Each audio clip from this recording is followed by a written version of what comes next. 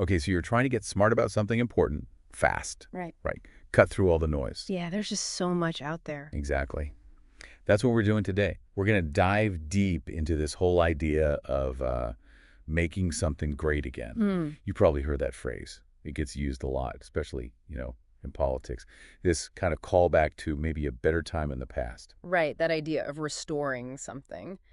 But what's really interesting, I think, is that feeling, that desire for renewal. It's not just political. No, not at all. It shows up all over. Yeah, you see it when people talk about improving almost anything. Totally.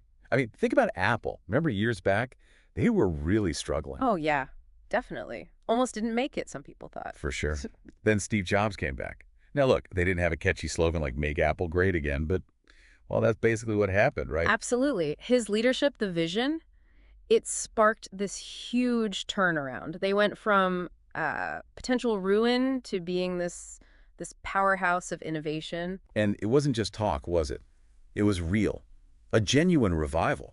That Apple story, it kind of shows that this whole great again idea isn't just wishful thinking. It can happen. Yeah, but it takes something, right? Like a clear vision, maybe a big shift in how things are done. A fundamental shift, yeah. And it gets even more personal when you think about, well, your own world. Maybe you live in Taipei and you think, make Taipei great again, MAGA. Or your hometown. Right. Like maybe you're from Madou, so it's make Madou great again, mama.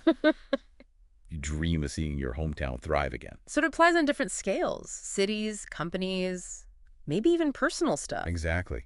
Which brings us to the big question, really. How do you do it? How do we actually make that kind of renewal happen for a city, a business, maybe even, part of your own life? What's the secret sauce? Yeah. What's the key principle underneath it all? Well, often we jump to conclusions, don't we? We think it must be about, power moves or some brilliant, aggressive strategy. Being forceful, dominant. Right.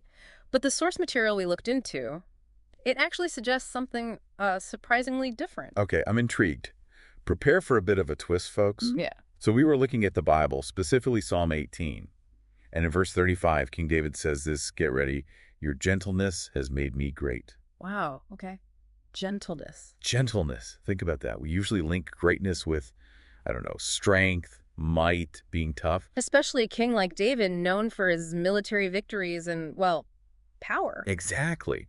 But here he is, crediting gentleness for his greatness. What does that make you think? It really flips the script, doesn't it? It challenges those basic assumptions about leadership and power. Totally. In a world that often values being forceful, assertive, David points to gentleness, and he attributes it to God, to a higher power's character influencing him. And it doesn't just stop with David.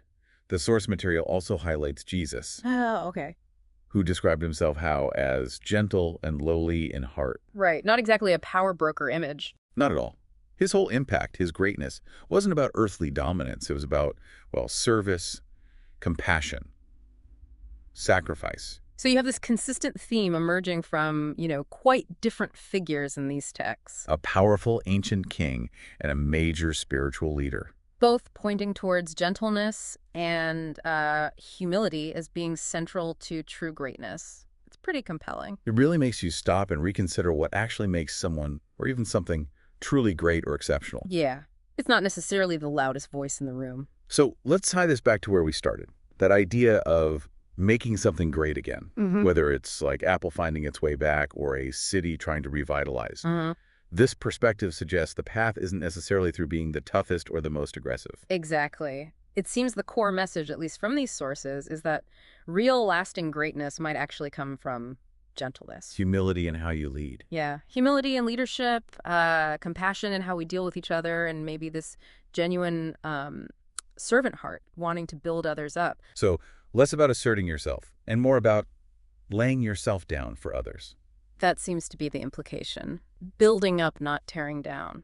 It definitely gives you something to chew on. For sure. If these sources are pointing to gentleness as this fundamental key to greatness, well, how could that change how you think about leadership or even just your own personal growth, the kind of impact you want to make?